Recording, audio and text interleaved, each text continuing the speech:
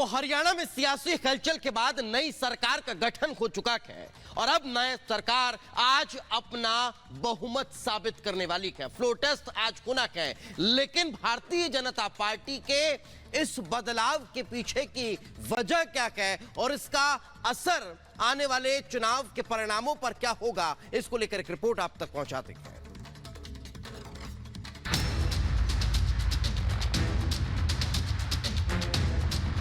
मैं नायब सिंह ईश्वर की शपथ लेता हूं।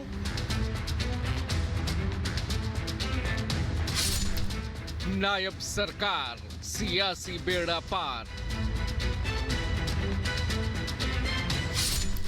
24 के चुनाव में नायब पर दांव। मैं नायब सिंह ईश्वर की शपथ लेता हूं। फ्लोर टेस्ट की आज अग्नि परीक्षा। हरियाणा में हैरत अंगेज सियासी दांव चलते हुए बीजेपी ने मनोहर लाल खट्टर को सीएम पद से हटाकर अचानक नायब सिंह सैनी को सीएम पद की कमान सौंप दी। हरियाणा की राजनीति में प्रधानमंत्री मोदी ने वही प्रयोग किया जो छत्तीसगढ़, मध्य प्रदेश और राजस्थान में किया गया था। इन तीनों ही राज्यों में बीजेपी ने मुख्यमंत्री के पद पर नए चेहरों को मौका दिया। मंगलवार को ही मनोहर लाल खट्टर ने अपनी पूरी कैबिनेट के साथ इस्तीफा दे दिया था, जिसके बाद हरियाणा में बीजेपी और जेजेपी का गठबंधन टूट गया। कल नायब सिंह सैनी ने पहले खट्टर के पांव छुए और फिर सीएम पद की शपथ ली और आज विधानसभा में नायब सिंह सैनी सरकार को अपना बहुमत साबित करना है। 48 विधायकों के समर्थन का दावा बीजेपी कर रही है और आज विधानसभा के फ्लोर पर सरकार के बहुमत का फैसला होना तय है। जहां एक तरफ विधानसभा में नायब सरकार को विश्वास मत हासिल करना है, तो वहीं दूसरी तरफ गठबंधन टूटने के बाद जेजेपी आज हिसार में रैली कर अपना दमखम दिखाने की तैयारी में है। लेकिन यहाँ सबसे बड़ा सवाल ये है कि आखिर 4.5 साल से चल रही खट्टर सरकार ने अचानक इस्तीफा क्यों दे दिया। दरअसल हरियाणा में सियासी बदलाव की शुरुआत एक हफ्ते पहले ही हो गई थी, जब बीजेपी के केंद्रीय नेतृत्व की बैठक हुई थी। मीटिंग में एक रिपोर्ट पेश की गई जिसमें बताया गया कि हरियाणा का जाट समुदाय खट्टर से नाराज है। रिपोर्ट के जरिए बताया गया कि अगर मनोहर लाल खट्टर आगे भी पद पर बने रहे तो मुमकिन है कि जाट वोटर एकजुट हो जाएं और कांग्रेस के पक्ष में चले जाएं। ऐसे में बीजेपी को खामियाजा उठाना पड़ सकता है। इसी रिपोर्ट के बाद से रणनीति बनना शुरू हुई और आखिर में मनोहर लाल खट्टर का इस्तीफा हो गया। दरअसल एंटी इनकम्पेंसी के खतरे से निपटने के लिए बीजेपी ने ये बड़ा कदम उठाया है, क्योंकि हरियाणा में सबसे ज्यादा आबादी जाट समुदाय की है। माना जाता है कि जाट समुदाय का वोट कांग्रेस, जेजेपी और आईएनएलडी के बीच बढ़ जाता है और उसे ही साधने के लिए नायब सिंह सैनी को कमान सौंपी गई है, क्योंकि लोकसभा चुनाव के तुरंत बाद ही हरियाणा में इसी साल विधानसभा चुनाव भी होने हैं।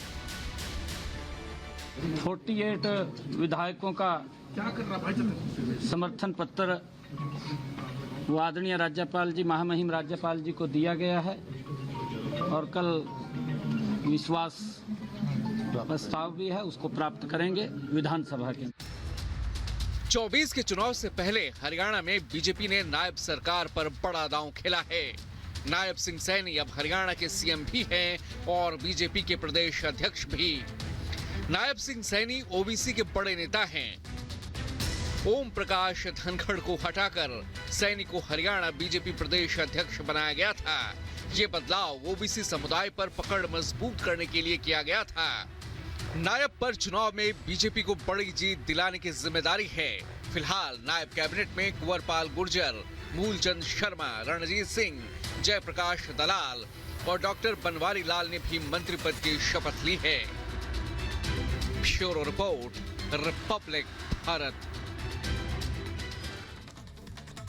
तो जननायक जनता पार्टी और बीजेपी अलग थलग पड़ गए हैं, लेकिन ऐसे में अब कांग्रेस की मुश्किलें कैसे बढ़ गई हैं? तो दरअसल जेजेपी और बीजेपी के गठबंधन को टूटने से कांग्रेस को सबसे ज्यादा नुकसान की खबर है।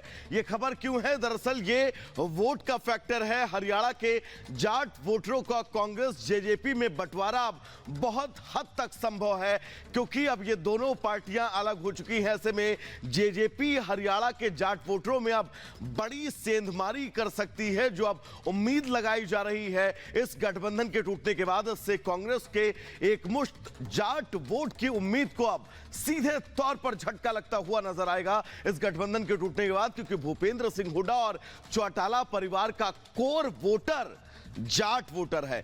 बीजेपी से नाराज कुछ किसान वर्ग भी जेजेपी की मजबूत पकड़ है। ऐसे में उनका रुझान जेजेपी की तरफ तय है। नायब सिंह सैनी हरियाणा का दरअसल ओबीसी का बहुत बड़ा चेहरा है और इसीलिए उनको यह जिम्मेदारी दरअसल सौंपी गई है। इससे गैर जाट वोटरों पर बीजेपी की पकड़ अब और ज्यादा मजबूत होगी और यही वजह है कि नायब सिंह सैनी को मौका दिया गया। एंटी वोट बंटने का सीधा फायदा किसे होगा?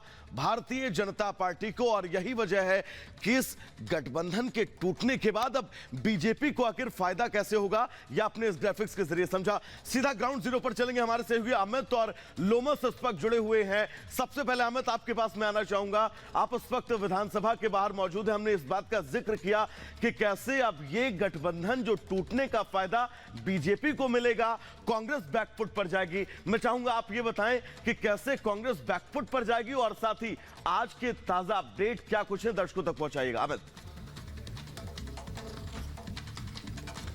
देखिए वैभव, जो बात आप कह रहे हैं 100% सच है। मैं इस समय हरियाणा विधानसभा के बाहर हूं और बीजेपी ने जो किया है वो एक स्ट्रैटेजिक प्ले था। समझिए, इस वक्त जाट जो राजनीति है वो तीन पार्टियां बहुत ज्यादा इसमें मुफ्तला है, शामिल है। पहला कांग्रेस, जेजेपी, इसके अलावा आईएनएलडी। और जब बीजेपी ने ये मूव किया तो जो जाट वोटर है वो तीन हिस्सों में बढ़ जाएगा। इसका सीधा फायदा बीजेपी को होगा। नायब सिंह सैनी को लाने के पीछे का मकसद ये था कि 21% से ज्यादा जो ओबीसी वोट है उसे साथ लिया गया। कल 5 लोगों ने जो शपथ ग्रहण की उसमें जाट, साथ ही साथ ओबीसी और एससी वोट को साधने की कोशिश की गई है। जिस तरह की रिपोर्ट खट्टर को लेकर आ रही थी, उसके बाद बीजेपी ने, आपने देखा, चाहे वो मध्य प्रदेश की बात रही हो, चाहे वो छत्तीसगढ़ की बात रही हो, चाहे और भी जो प्रदेश है जहां पर बीजेपी जीत कर आई है, उन्होंने बहुत ही सलीके और तरीके से हर चीज को प्लान किया। खट्टर का इस्तीफा अचानक नहीं हुआ। ये कवायद पिछले 3 महीने से चल रही थी वैभव, और सबको पता था, क्योंकि 6 महीने बाद यहां पर विधानसभा चुनाव होने हैं। तो नायब सैनी को कमान देने के पीछे मकसद था ओबीसी को साध लें। अब जाट जो वोटर नाराज है उन्हें भी साधने के लिए कल जो शपथ ग्रहण हुआ है उसमें एक बड़ा जाट चेहरा भी था, अगर आपको याद होगा।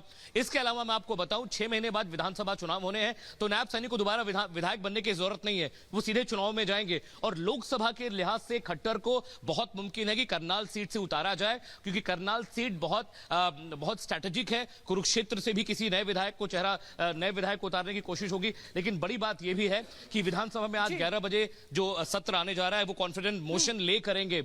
जो नए यानी कि देखा जाए तो प्लान बीजेपी ने अपनी तरफ से तैयार किया हुआ है कि किस तरीके से तमाम जो वोटर्स हैं उनको साधना है। लौटेंगे अमित आपके पास, लोमस भी हमारे साथ बने हुए हैं। लेकिन इस बीच एक बड़ी खबर, हरियाणा में आज जेजेपी की एक बड़ी रैली होनी है। सुबह 11 बजे हिसार में रैली होगी। गठबंधन टूटने के बाद जेजेपी आज रैली करेगी और ये रैली होनी है हिसार में, जहां दुष्यंत चौटाला शक्ति प्रदर्शन